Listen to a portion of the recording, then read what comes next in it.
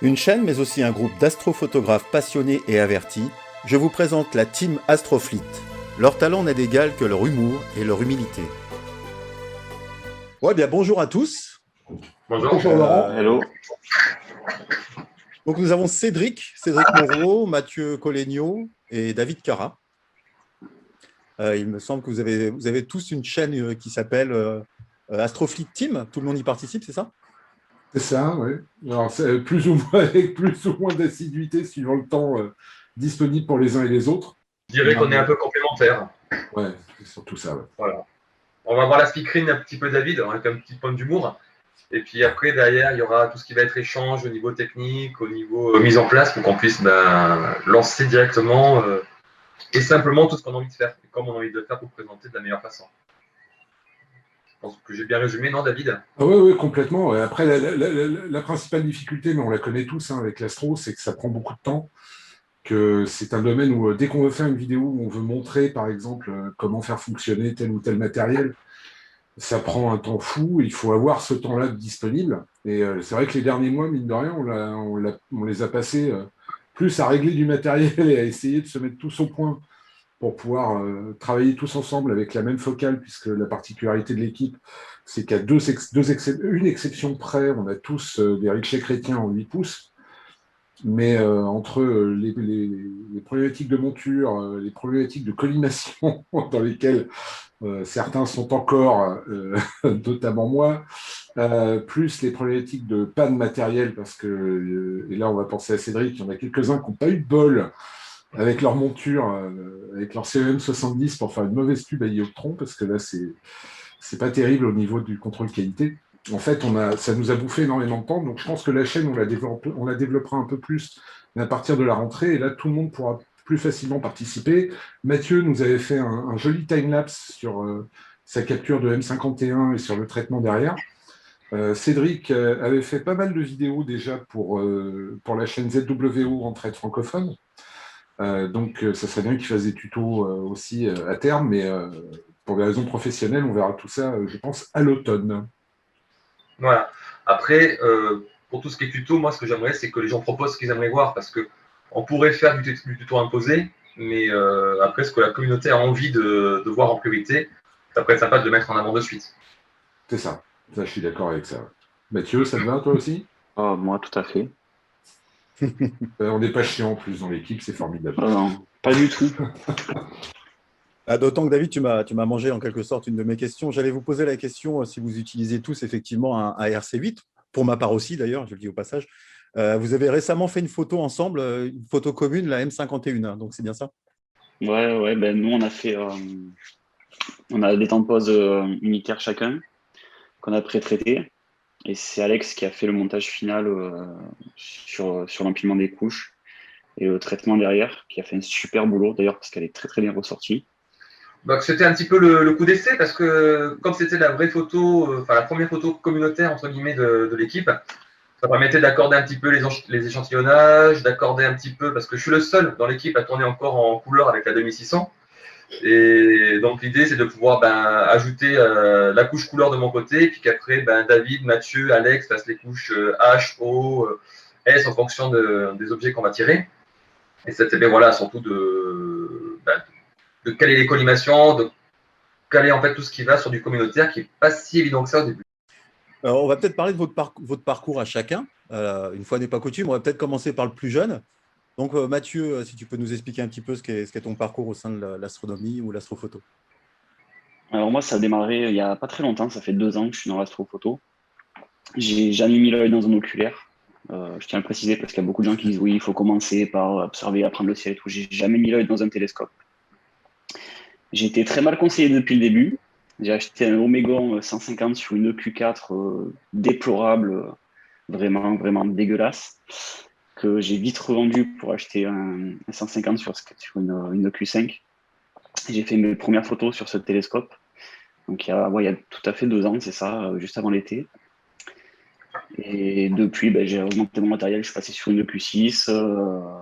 J'ai eu la 72 ED de chez Skywatcher aussi, que j'ai revendu. J'ai la TS 71 de TS Optique, qui est un beau bébé aussi, en 420 focale. Mhm. Et puis après, le RC qui est derrière, le dernier rentré. Et pour le nomade, je suis passé sur une Star Venturer avec le 135 mm qu'on connaît tous, qui fait des merveilles avec une 1600 branchés dessus.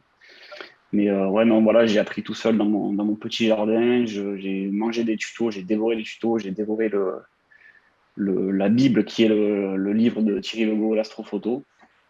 Et j'ai appris voilà, comme ça, en me faisant conseiller auprès de groupes, de gens comme David, comme Cédric aussi. Et voilà. Je pense que ce qui se perd en ce moment, et on le voit de plus en plus sur les groupes, c'est cette volonté d'apprendre. C'est les gens viennent et disent, voilà, je veux faire ça, dites-moi comment faire, et hop, on y va. Et je pense que c'est dommage d'en arriver à des conclusions comme ça, parce qu'au final, là où on apprend le mieux, c'est quand on apprend à se démerder, qu'on échoue, et c'est là où on apprend vraiment de ses erreurs. Et ça m'a beaucoup forgé, ça m'a permis d'apprendre pas vite, mais d'apprendre à mon rythme. Et je suis assez satisfait de ce que j'arrive à sortir au jour d'aujourd'hui. Cédric, si on peut en venir à toi, ton parcours. Assez semblable au bout du compte à celui de Mathieu. Pareil, j'ai commencé il y a à peu près il y a 2 ans. Moi, personne dans mon entourage au niveau astro, je ne connaissais pas encore trop de personnes autour de moi. J'avais pu rencontrer via le club, qui se trouve à une demi-heure de chez moi, des premières observations. Et puis, habitant en Ariège, avec un ciel relativement propre, j'ai envie de prolonger une passion qui est la photo, parce que je suis à la base de la photo diurne. Et forcément, on veut aussi pousser un peu le vice sur la photo nocturne. Et je suis parti pareil, sans connaître quoi que ce soit sur le ciel nocturne. Et il y avait le côté challenge, le côté surtout technique de l'astrophoto, parce que de ce que j'avais pu voir au début en me documentant sur des chaînes à droite et à gauche, c'était la maîtrise de chaque élément, que ce soit de la chaîne optique en passant par du mécanique, tout ce genre de choses qui regroupaient des compétences que j'avais d'avant par mon ancien métier et de par passion. C'est ce qui m'a amené à l'astrophoto. Donc j'ai commencé avec une EQ6 par contre R en 200-800, donc F4. Pareil, je ne me suis pas facilité la tâche avec du F4 au niveau de la collimation. Mais bon, ça a été après 1 ou 2 nuits de galère, on y arrive. Et puis on sort les premières photos. Donc j'ai commencé pareil sur un 6D Mark II, donc un appareil de jour qui a basculé en appareil de nuit. Et puis bon, je pense que un peu comme tout le monde, c'est pareil, on en veut toujours plus. Et puis on pousse un petit peu le matériel plus loin et on pousse les exigences. De logiciels gratuits, on passe à des logiciels plus poussés comme PixInsight qui sont énergivores. Merci David pour tes coups de main là-dessus, parce que je pense que sans David, je n'aurais pas franchi le pas sur PixInsight. Et puis après, on bascule aussi sur des caméras dédiées, et après on évolue sur des petites lunettes. Donc en l'occurrence pour moi une 61 ED de chez Sharpstar, que j'ai revendu pour maintenant passer sur une FRA 400 qui est en attente. Je pense que vu la conjoncture, je ne suis pas le seul dans ce cas, et bon, c'est pareil. Et après, le RC8, c'est le RC8 qui est arrivé en dernier et qui a été un beau challenge d'un point de vue optique, parce qu'en termes de collimation, qui est assez pointu. Donc, j'ai passé pas mal de temps, j'ai pas mal documenté. Il faut de la rigueur, il faut du temps et puis surtout des ciels. Et puis maintenant, j'en suis à tourner avec David, Alex, Mathieu, et j'espère que j'ai oublié personne. Oui, voilà, Céline, pardon. T'oublies Céline, t'oublies Johan et t'oublies Elodie. Voilà, Ils ne sont pas avec nous quand même, mais on pense à eux quand même aujourd'hui. Oui, on pense toujours à eux, c'est vrai. Mais bon, voilà, j'ai un peu la tête comme une passoire, parce que comme disait David, de faire le mieux professionnel, je tiens un camping, donc les beaux ciels d'été, je ne connais pas. C'est essentiellement de l'automne à début mai, où je peux sortir le matériel, c'est pas forcément les meilleurs ciels. David. C'est bien, comme tu l'as fait par tranche d'âge, je suis assez content de finir. Mais je suis simplement jeune depuis plus longtemps que vous et je vous emmerde. Donc, le truc, c'est que j'ai commencé en fait l'astro quand j'avais 8 ans. J'avais un oncle j'ai toujours d'ailleurs, Dieu merci, un oncle qui est un passionné d'astro et qui m'avait fait observer les planètes à travers un célestron, le fameux célestron C8 orange, qu'il a toujours depuis 40 balais. Et la particularité d'être né effectivement un peu avant mes camarades, donc je suis né la semaine où Armstrong a posé le pied sur la Lune. Alors, il n'y a pas de lien de cause à effet. Le seul lien de cause à effet, c'est que ma génération, tous les bouquins qu'on nous filait à partir du moment où on savait lire, parlait de l'exploration spatiale. C'était la grande avancée du moment. Et comme on était quand même dans une période de guerre froide qui n'était pas la plus marrante, cette course à l'espace avait un côté un peu distrayant par rapport à une ambiance qui pouvait être un peu plus pesante. Et donc j'ai grandi, je les ai toujours avec des tas de livres sur les missions Apollo, sur la Lune, sur la NASA, enfin bon. Donc j'ai toujours adoré ça. Euh, et puis arrivé à l'âge adulte, un peu comme beaucoup d'astrophotographes ou d'astronomes d'ailleurs, j'ai un peu mis ça de côté, je suis rentré dans une espèce de quotidien. Et il y a 3 ans, j'avais prévu d'écrire un thriller sur la privatisation de l'espace à travers SpaceX, à travers cette espèce de nouvelle guerre, une nouvelle course à l'espace entre les Chinois, les Américains, etc. Et donc, j'ai commencé à lire et à rattraper un peu mon retard. Et puis, j'ai découvert tout ce qu'on avait vu depuis Hubble. Donc, ça me faisait quand même 23 ans de récupération. Et entre ce que moi, j'avais vu de l'univers dans les bouquins de l'époque et ce qu'on en sait aujourd'hui, ça a été une espèce de révélation, une bouffée d'oxygène incroyable. Et en faisant mes recherches et en voyant ce que Hubble sortait, je suis un jour tombé sur des photos d'astrophotographes américains, dont un qu'on a eu la chance d'interviewer, qui était Adam Bloch, et, euh, et de voir ce que des amateurs pouvaient faire.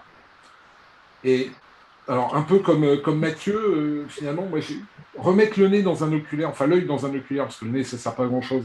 Remettre l'œil dans un oculaire pour voir des tachouilles, bon, j'ai pas cette poésie-là. Par contre, j'avais envie de pouvoir photographier et graver des nébuleuses, des galaxies, pour pouvoir les montrer à des gens qui, au quotidien, n'ont pas forcément conscience de l'univers dans lequel ils vivent et des merveilles qui se trouvent autour de nous. Et donc, je me suis dit, ben, ça représente tout ce qui me fait peur. C'est-à-dire qu'il faut être bricoleur. Jusqu'à il n'y a pas longtemps, changer une ampoule, par mes soins, ça pouvait se transformer en catastrophe thermonucléaire.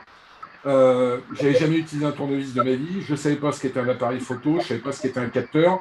Une monture équatoriale, pour moi, c'était un chameau dans lequel on montait quelque part au niveau de l'équateur. J'avais aucune connaissance de rien. Et donc, comme beaucoup, j'ai acheté les bouquins de Thierry Legault. J'ai bouffé l'astrophoto dans tous les sens avant de me lancer. Je me suis rapproché d'un club à Rennes où j'ai été à la fois bien et mal conseillé. Donc j'ai acheté du matériel qui n'était pas hyper adéquat au départ, enfin bon, qui ne correspondait pas à ce que je voulais faire, mais qui m'a permis, et ça c'est le principal mérite, et comme le disait aussi Mathieu, d'avoir une vraie courbe d'apprentissage. C'est-à-dire d'être obligé de commencer par un appareil photo, donc tu comprends comment fonctionne l'appareil photo, puis tu comprends ce qu'est une monture équatoriale, ce qu'est un suivi, puis après tu passes à l'autoguidage, tout ça, donc il a fallu que j'apprenne. Et puis au fur et à mesure, tu commences à sortir des trucs qui sont pas trop mal. Et puis, tu as l'insatisfaction de l'astrophotographe, je crois, qui est permanente, hein, les gars, on va être d'accord. C'est-à-dire que c'est toujours mieux chez les autres que chez toi, tu n'es jamais content. Donc, tu n'as qu'une envie, c'est progresser, progresser, progresser. Ouais, ça a été bizarrement, enfin, je ne sais pas si c'est pareil pour vous, on n'en a pas vraiment parlé. Moi, bizarrement, ça a correspondu avec un choix de vie, quoi.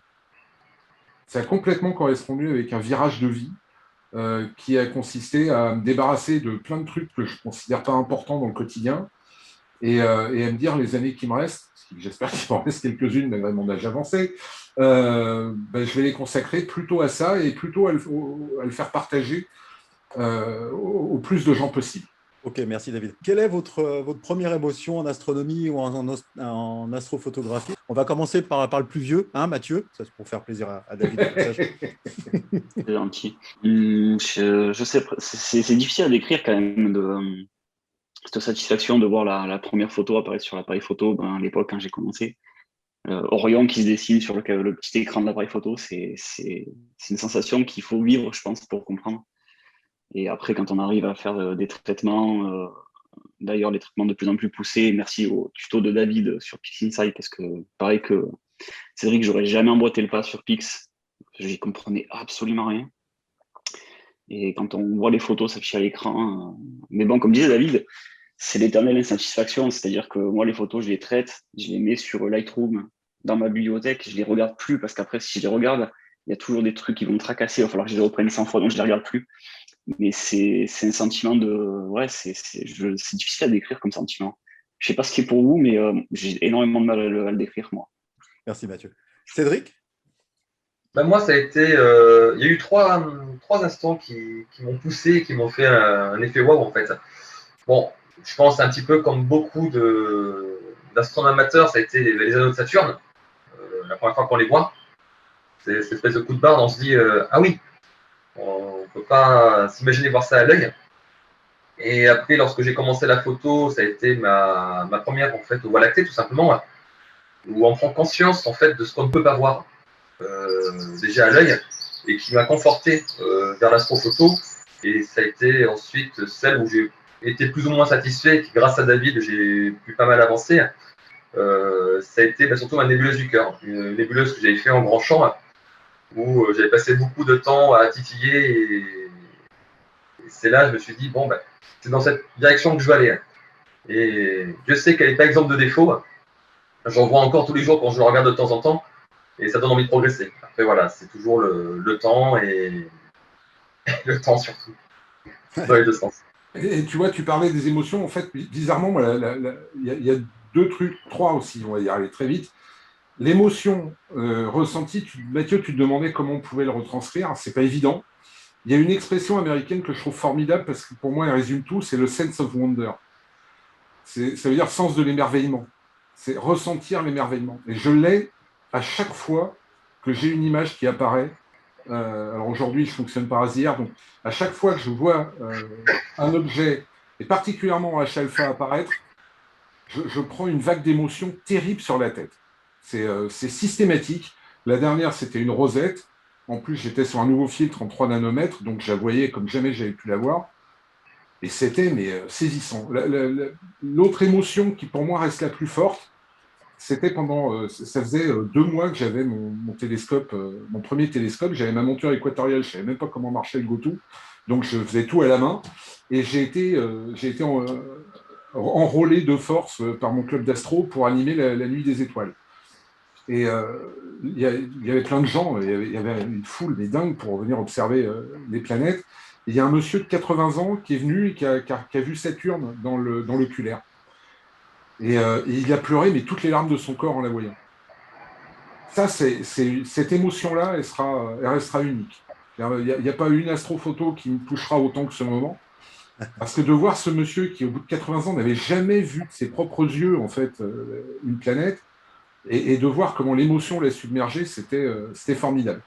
Et puis, une autre émotion, mais qui bizarrement n'est pas liée à l'astrophoto directement non plus, mais qui a joué et qui joue encore un rôle important, ça a été la découverte du texte Le Point bleu pâle de Carl Sagan. Pour ceux qui ne connaîtraient pas, en fait, dans les années 70, il y a eu des sondes qui ont été envoyées par la NASA et qui aujourd'hui sont au-delà de notre système solaire, donc qui sont les objets fabriqués par l'homme les plus lointains. Et Carl Sagan, qui était astrophysicien, mais qui était un scientifique très transverse, qui bossait dans plein de domaines différents, et qui a été le premier très grand vulgarisateur, très médiatisé, on va dire, dans les années 80, avait demandé à la NASA de faire pivoter une des caméras et de prendre une photo de la Terre arrivée au niveau de Jupiter, je crois. Jupiter ou Saturne, je dirais Jupiter. Et en fait, on a un effet d'optique où on a une espèce de rayon lumineux dans lequel il y a plein d'étoiles et puis il y a un tout petit pixel bleu. Et ce pixel bleu, c'est la Terre. Et il a écrit un texte qui, philosophiquement, est absolument merveilleux là-dessus, sur notre importance autoproclamée, sur le besoin de fraternité, du fait qu'on est pour l'instant les seuls êtres vivants qu'on connaisse et on vit sur un pixel au milieu de l'univers. Et à l'échelle universelle, c'est même plus un pixel, parce que la Terre, on la distingue plus, on la distinguerait pas sur la plupart des photos qu'on prend, tellement c'est minuscule. Et ça aussi, ça a été une émotion forte et ça joue encore à chaque étape de l'astrophoto. Quels sont les souvenirs ou le souvenir de faille le plus débile ou le plus marrant que vous ayez eu tous? Les souvenirs débiles en astrophoto, tu sais autant que nous, ça manque pas. Ouais, il y en a tellement. Le plus débile. Allez, moi je vais me lancer sur ma première mise équatoriale, mise en station, où tu achètes la monture, tu n'as pas de club d'astro à proximité, tu te lances, tu mets tout en place à 7 h du soir sur un col avec un ciel fabuleux, et tu te rends compte qu'au bout du compte, à 10 h du soir, tu peux à peine commencer à te diriger vers enfin une étoile, parce que tu n'arrives pas à reconnaître la polaire dans le viseur polaire. Classique. L'anecdote la plus basique et la plus Bah, tu sais, c'est basique pour personne, Cédric, parce que je crois que c'est Mathieu Guinaud qui nous racontait qu'il s'était retrouvé à Saint-Véran avec un ciel comme jamais il en avait eu. Mais du coup, le ciel était tellement beau, il y avait tellement d'étoiles qu'il n'a jamais été foutu de trouver la polaire le premier soir. C'est exactement ça. Et ce qui a été le plus drôle, c'était le lendemain, le torticolis pas possible qu'on a eu, parce qu'on était monté avec un ami, et c'était de rester à genoux sous le Q6, qui en plus, comme tu la connais, Mathieu, qui est patriote. Et je crois que c'est suite à ça, je me suis dit, je m'achète un Pole Master. Parce que je voulais plus passer autant de temps à galérer. Et bon, du coup, ça a été la bière.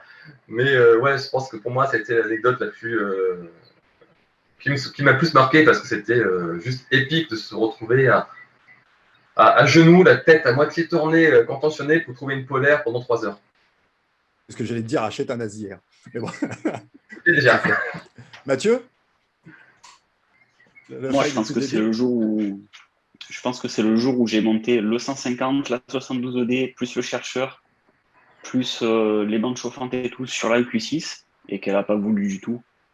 Il y avait trop.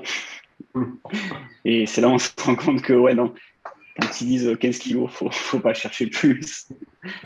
Et les engrenages qui disent comme ça. Mais ouais, non, je pense que c'est ça le souvenir qui restera le plus. Putain, ouais, c'est pas facile de déterminer le plus débile, tellement il y en a eu. J'en mettrais 2 à égalité. Alors le premier est con parce qu'il peut arriver à tout le monde. Il y a beaucoup de routine en fait dans ce qu'on fait. Hein. Je pense que vous serez tous d'accord. Tu installes ton trépied, puis tu l'équilibres bien, et puis après tu pètes ta monture dessus, tu visses tout ce que tu as à visser, tu vérifies que c'est bien équilibré par rapport au sol, et puis après tu vas poser le télescope, et puis tu vas équilibrer le machin, les contrepoids, la barre, enfin. Donc, tout est très structuré en mon esprit pour tout installer. Donc, hyper concentré. Et si à un moment on me parle, c'est mort. C'est fini. Je ne sais plus où j'en suis dans la liste. Et donc, à partir de là, il peut arriver ce qu'on veut. Et donc, un soir, j'installe tout. Ciel magnifique, ce qui en plus en Bretagne, quand même pas tous les jours. Donc, et aucune étoile, rien. Je vérifie le focus. Je vérifie la connexion de ma caméra sur l'ASIR. Je vérifie mes câbles. Enfin, j'y passe une demi-heure. Rien, pas d'image. Je dis, putain, qu'est-ce qui se passe? J'avais oublié d'enlever le cache du télescope. Il a fallu 30 bonnes minutes pour m'en rendre compte. Et surtout, au bout d'un moment, je prends mes pauses. La même soirée, je prends mes pauses. Et puis, je viens les vérifier. Et j'étais sur la nébuleuse de l'Altair, en grand champ. Et à l'endroit où doit y avoir la nébuleuse, j'ai un truc noir. Il n'y a rien. Il n'y a même plus d'étoiles. Mais pile au centre. Je ne comprends pas. Je cherche dans tous les coins. J'arrête la session. Je démonte la lunette. Et en démontant la lunette, je retourne la lunette et là, le bouchon du chercheur qui était tombé dans la lunette est tombé dans ma main. Et il était venu se placer au milieu de la lentille. Donc celle-là était bien. Et alors la pire des pires, parce que ça, c'était un moment de panique terrible, la Société d'astronomie de Rennes a un observatoire à 30 bornes de Rennes, avec un ciel qui fait partie des 12 réserves de ciel, je crois, protégées. Enfin bon. Donc vraiment un beau ciel. Et je décide ce soir-là de tester du planétaire avec le Richer chrétien et je suis sur la Lune, sur Jupiter avec lentille de Barlow, les tubes à longe et puis une caméra planétaire derrière qui doit être la 224 de mémoire, la SI 224. Et puis je me rends compte au bout d'un moment qu'il me manque une bague pour avoir la mise au point, donc je dévisse la caméra, donc il faut bien réaliser, hein, il est 2 heures du matin. Ça fait un moment qu'il y est, donc je dévisse la caméra des tubes à longe. Et je ne me rends pas compte que ce n'est pas la caméra que je dévisse du tube à longe. C'est le sommet de la caméra que je dévisse du corps de la caméra. Moralité, quand j'ai fini de dévisser, j'entends « boing ». J'ai juste le temps de voir une ombre passer. Et l'espèce de petite rondelle en caoutchouc qui vient se placer autour du capteur tombe dans du gravier au milieu de la nuit. Et j'ai donc passé 2 heures, mais vraiment, hein, au milieu des graviers, avec ma frontale, à 4 pattes, en train de chercher tout seul comme un con, ma petite rondelle, en me disant, putain, si je ne la trouve pas, ça va encore être un bidule impossible à retrouver et à racheter. Enfin bon, voilà. Donc ça a été un moment de solitude abominable. Et tu l'as retrouvé, en fait, ou pas, alors? Je l'ai retrouvé, c'est ça le plus dingue. Ouais, je l'ai retrouvé derrière un gravier. Enfin, c'était bien qui finit bien. Ah ouais, c'était fou. Mais ça se finit souvent bien, d'ailleurs, hein, quand on regarde bien. Oui, c'est vrai. C'est un peu comme l'informatique. Par la perte de temps. Ouais, le plus gros bug en informatique, il se situe souvent entre le fauteuil et l'écran. Bah, c'est pareil en astrophoto. Hein. On est souvent responsable de nos galères. C'est clair. C'est pas Ou faux. comme oublier de faire simplement l'alignement polaire. Hein. Ça m'est déjà arrivé. D'oublier. Purement, tu mets tout en place, tu as une brebis, parce que tu recueilles une brebis qui se barre de l'enclos, tu cours derrière pour la remettre dedans, et tu vas dîner, tu lances ta session et tu te retrouves avec un suivi épouvantable. Et tu cherches. Et tu te rends compte 1 heure ou 2 après qu'en fait, tu n'as juste pas aligné ta monture. Est-ce que vous auriez des conseils à donner aux débutants? De ne pas hésiter de poser des questions parce qu'il n'y a pas de questions bêtes. De chercher, parce qu'aujourd'hui, de par le monde incroyable que je peux voir autour de moi d'un point de vue professionnel et personnel, les gens ne prennent pas la peine de chercher, ils attendent que ça leur tombe du tout cuit dans les mains. Et d'autres qui ont peur du troll, qui n'osent pas te poser une question qui est fondamentalement, je dirais pas bête, mais on ne trouve pas la réponse. Donc de ne pas avoir peur, de se lancer, de poser une question, et que si les personnes trollent ou se moquent, de changer purement simplement de forum ou de groupe, parce qu'il y a de l'entraide, vraiment beaucoup d'entraide dans la communauté, et c'est ce que j'ai toujours dit à ma compagne Stéphanie. J'adore l'astrophoto aussi par les images qu'on sort, mais de par la communauté qui m'entoure, même si je ne la connais pas en direct, comme David, Mathieu, Alex, Céline, Elodie, d'autres personnes comme Mathieu Teki avec qui j'ai échangé quelques fois, comme j'en oublie un paquet qui ont toujours répondu présent à des questions pourtant simples pour eux et où j'étais dans le flou total. Voilà. Ne pas hésiter. Ouais, c'est pas inné chez tout le monde de connaître les choses. Mais alors moi, je modère le groupe Astronomie, Astrophotographie. J'en vois passer à l'appel des trolls qui sont là, les gens qui disent j'ose pas poser des questions, qui se font troller derrière en commentaire. C'est dommage, et puis ça sert à rien. Ça sert vraiment à rien, quoi. Et ouais, et contrairement à ça, on voit beaucoup de gens qui arrivent en disant voilà, je suis débutant, j'y connais rien, qu'est-ce que je prends comme télescope? Minimum de recherche, il faut se donner un peu l'envie et les moyens d'arriver à faire ce qu'on veut faire. Ouais, alors, je serai un tout petit peu moins dur que mes camarades, mais c'est vrai que je passe moins de temps qu'eux sur Facebook. Donc, je pense qu'à un moment, tu en as un peu marre de voir des questions, certains types de questions ou même certains types de réponses. Et je sais que Mathieu, on voit passer des terribles, parce qu'il les partage de temps en temps avec nous. C'est toujours la grande distraction du soir, en se disant des fois, c'est pas possible, il les écrit lui-même, quoi. Mais non, malheureusement, ça existe. Pour débuter, je crois qu'il y a deux philosophies à pas oublier. Je pense que j'espère que vous allez tous vous y retrouver. La première, c'est que c'est un apprentissage global de l'astrophoto. C'est-à-dire que c'est un domaine qui est vachement vaste. Ça demande à connaître l'optique, ça demande à connaître la photographie, ça demande à connaître un minimum la mécanique, ça demande à connaître un minimum d'informatique, même si ça peut se limiter, la connectique. Il faut comprendre plein de choses qui ne sont pas insurmontables, mais qui demandent du temps. Donc, il faut être patient. Il faut être patient dans son apprentissage, il faut être patient dans sa pratique, parce que, comme on l'a dit tout à l'heure, même en étant un peu expérimenté et en ayant fait plein de mises en station, plein de photos, tu peux à tout moment te faire distraire et oublier une étape parce qu'il y en a quand même un paquet à respecter. Donc la patience, ça me paraît important. La persévérance, c'est hyper important parce que, encore une fois, on n'est jamais bien certain d'obtenir un résultat convenable. C'est-à-dire qu'il peut se passer plein de choses pendant une soirée qui font que, au final, ça a bien marché la fois d'avant et ça n'a pas marché la fois d'après. Donc, il faut aussi accepter cette humilité-là, de se dire, chaque fois que je ressors le matériel, c'est potentiellement une remise en question de ce que je sais. Et comme l'a dit Mathieu tout à l'heure avec une grande justesse, c'est quand on échoue qu'on apprend. Hein. Quand on réussit tout le temps, on apprend moins vite. Donc, accepter l'idée de se vautrer. Il y a des moments, il y aura des soirées, elles seront paumées. Puis au final, elles ne seront pas paumées parce qu'on va commettre des erreurs qu'on ne commettra plus. On va apprendre des choses, on va découvrir des trucs, on va peut-être découvrir aussi des pépins techniques ou mécaniques qui devront être réglés et qui font aussi partie de cet apprentissage-là. Le fait d'aller poser des questions sur les forums aujourd'hui, c'est une chance folle. Je ne sais pas si vous avez vu les interviews d'Adam Bloch ou de Thierry Legault. Là, j'en ai fait une récemment pour la chaîne là, de Pascal Gouraud qui fait de l'astro depuis 60 ans. Donc, ils faisaient des photos en argentique. Les mecs, à l'époque, ils étaient seuls. Il n'y avait pas de forum, il n'y avait pas Internet, il n'y avait pas Facebook, il n'y avait rien du tout. Il n'y avait même pas de bouquin, d'ailleurs.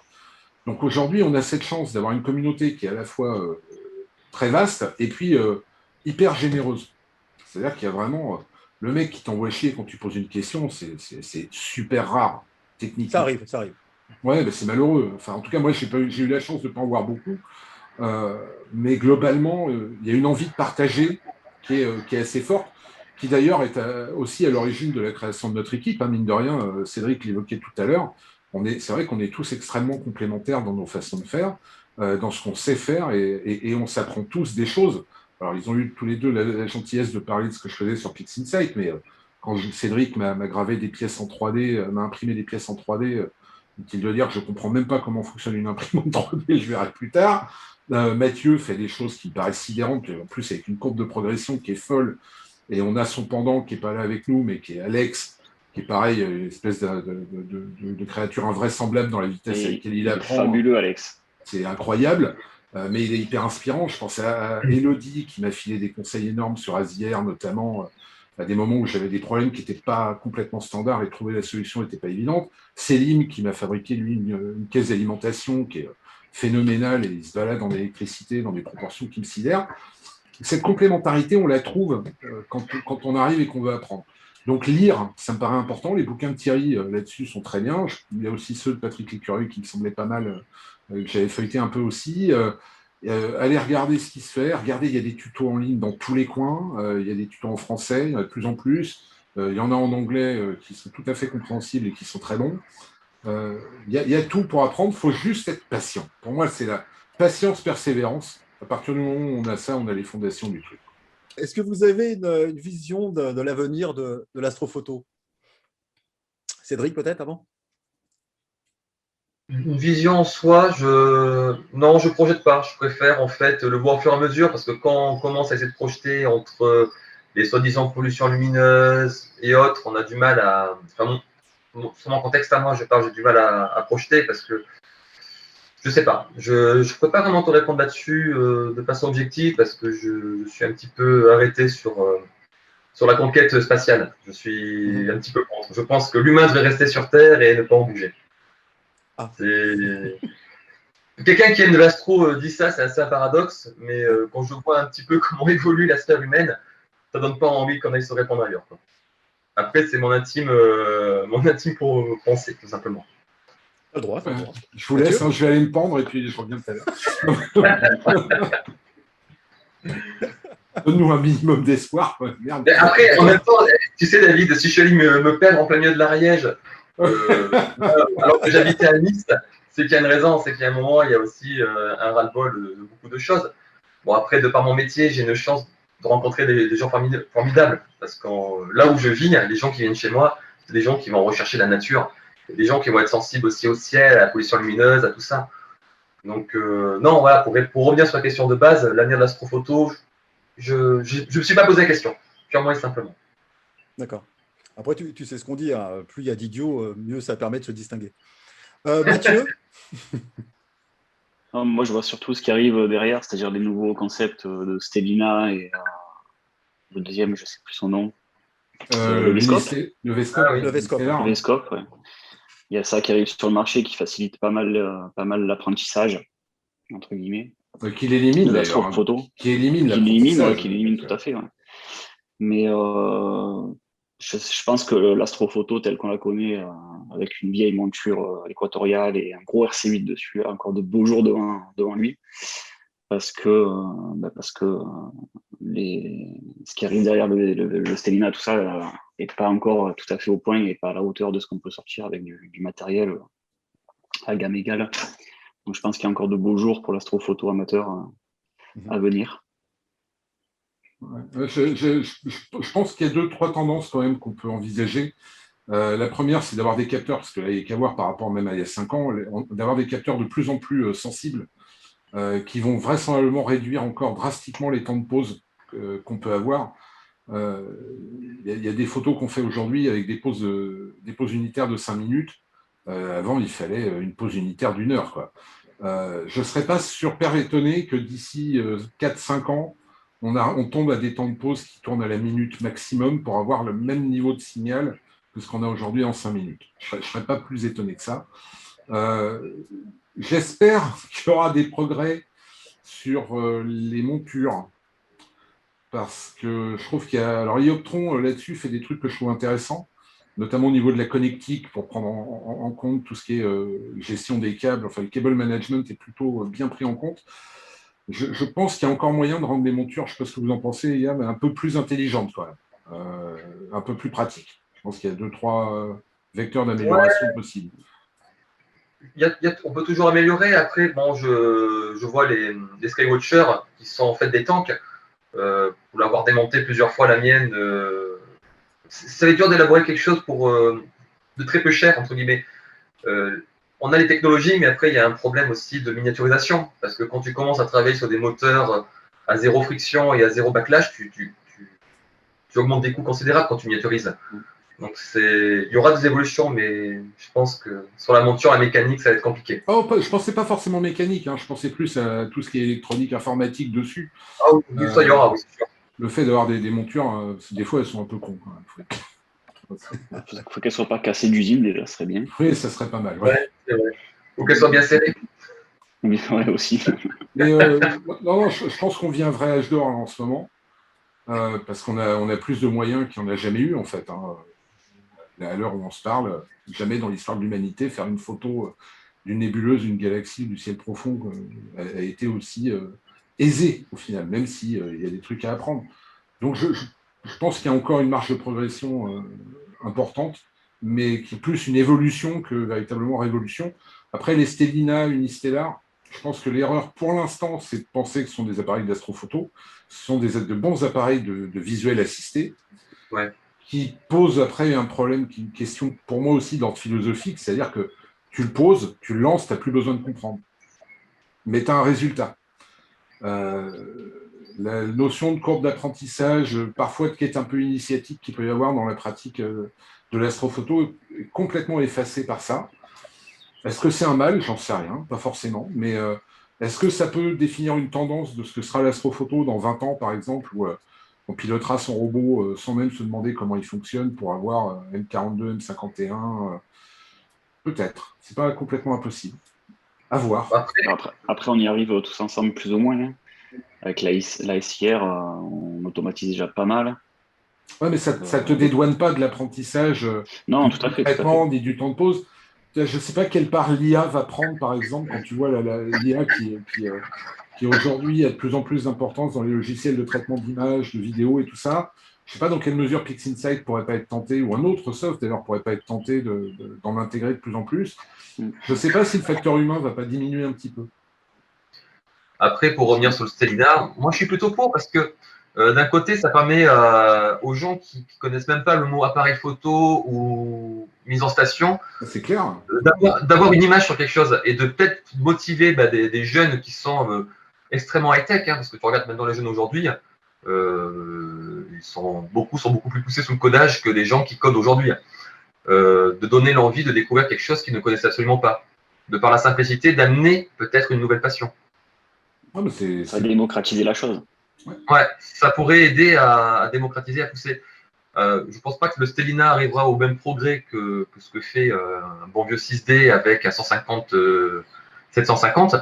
Mais par contre, donner envie à un jeune de se rapprocher d'un club d'astro pour pouvoir voir plus loin et progresser, ouais, je pense que ça peut être très initiatique.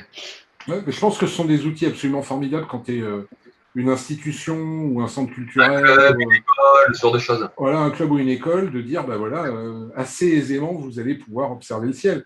Ça, là-dessus, ouais, c'est évident. Ouais, des bons outils pédagogiques, ça, c'est clair. Hein. Ouais, c'est ça. Ouais, je suis d'accord. Dernière question, vous avez répondu un petit peu à la question précédemment, mais de façon globale, comment Astroflix s'est créé, comment vous êtes rencontrés tous? Ça a été, vous êtes rajoutés au fur et à mesure ou vous étiez déjà ensemble en quelque sorte? Qu'est-ce que ça dit? Ils m'ont pas laissé le choix. Attends. Mon pauvre canard. Mais ouais, moi c'est par Selim en fait. Je sais pas comment ça s'est passé vous de votre côté. Moi je sais qu'on avait discuté avec Selim au mois de juillet de l'année dernière. Et je lui disais, je lui faisais part de mon, enfin bon, très très rapidement sans raconter ma vie. Moi je viens un peu de l'école du rugby quoi. Au rugby tu sais que tu avances moins vite si tu avances tout seul. parce qu'en face, ils vont quand même être 15. Donc, c'est mieux que si tu as tes 14 potes avec toi.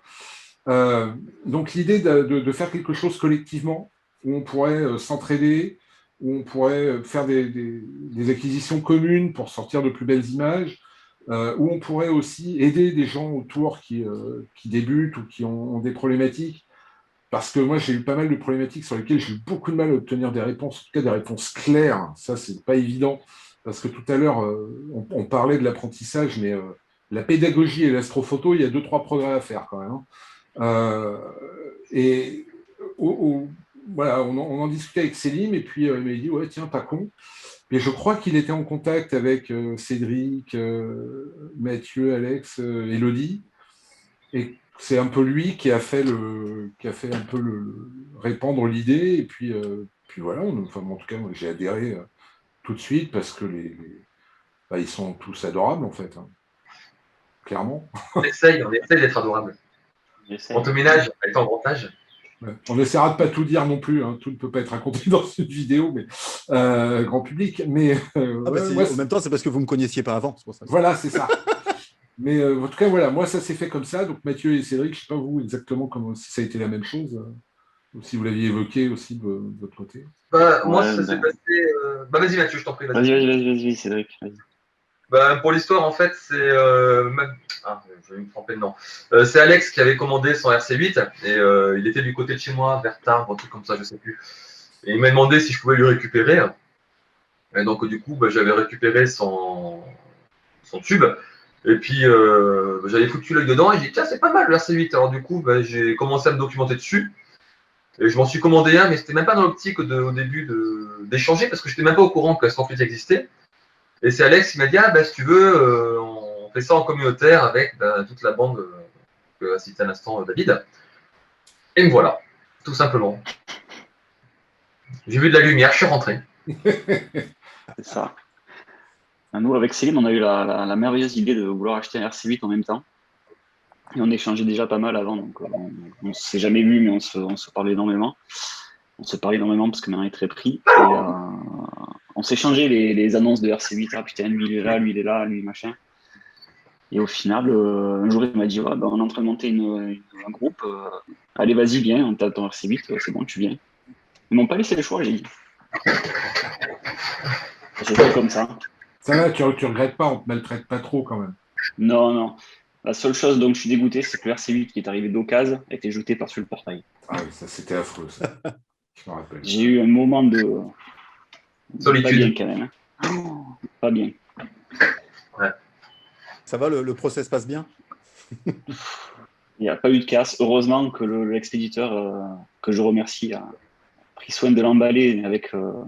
il y avait 3 cartons imbriqués avec de la mousse, des tapis et tout. Il est très bien emballé parce que il a fait un vol de 2 mètres le RC8. Hein. Je ne sais pas comment il a survécu. L'horreur. David, quelque chose à rajouter? À la fois l'intérêt et la problématique d'une team, c'est que comme en plus on est un peu dispatché au niveau national, même s'il y a beaucoup trop de gens au sud de la Loire à mon goût, et qui me narguent avec leur météo, mais on a globalement multiplié aussi les emmerdes matérielles liées vraiment à des problématiques qui sont des problématiques un peu conjoncturelles, c'est-à-dire qu'il y a beaucoup de gens qui, avec les confinements et la pandémie, se sont intéressés à l'espace, se sont intéressés à l'astronomie, et en astrophoto, je pense que les camarades seront d'accord avec moi, sur les groupes Facebook, c'est une explosion en nombre de membres. Du coup, il y a énormément d'achats de matériel, du coup, des problèmes d'approvisionnement qui viennent se greffer avec une offre, avec une demande très forte, une offre qui, d'un point de vue industriel, a pris une énorme claque avec la pandémie et les difficultés d'approvisionnement, plus derrière les difficultés pour livrer les produits. Donc on a à la fois une augmentation du prix, des contrôles qualité qui ne sont pas terribles et des délais pour obtenir le matériel complètement dingues. Donc on a un peu cumulé ça cette année. Nous, notre objectif, et c'est pour ça que la M51 que les garçons ont faite est arrivée à un très bon moment parce que je trouve qu'elle est très motivante par rapport à ce qu'on voulait faire sur l'aspect mutuel et mutualisation des prises de vue. Mais je pense qu'à partir du mois de, on va dire septembre-octobre, notamment dès que la saison sera finie du côté de Cédric, on va... Fin août. Pardon ? Fin août, je fous les clients dehors, fin août. Disons, je te laisse assumer tes responsabilités. Moi qui voulais venir en septembre. Mais, On peut s'entendre. il y aura toujours moyen pour des astronomes. Mais c'est ça, une communauté pas sectaire, c'est bien. Et non, là, je pense qu'à partir de l'automne prochain, on sera en ordre de marche pour pouvoir vraiment faire ce qu'on veut faire au niveau des résultats.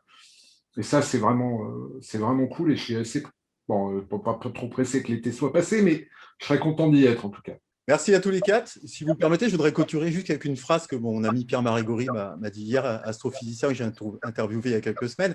Il m'a rappelé un film qui s'appelait L'œil de l'astronome. Une phrase que j'aime beaucoup de Kepler, justement, qui est citée dans ce film, c'est « Mon travail se déroule principalement la nuit, alors que l'objet de mes recherches est la lumière ». J'ai trouvé ça très beau. Ouais. Voilà, merci à tous les quatre. Très beau. Merci Laurent. Merci. Merci.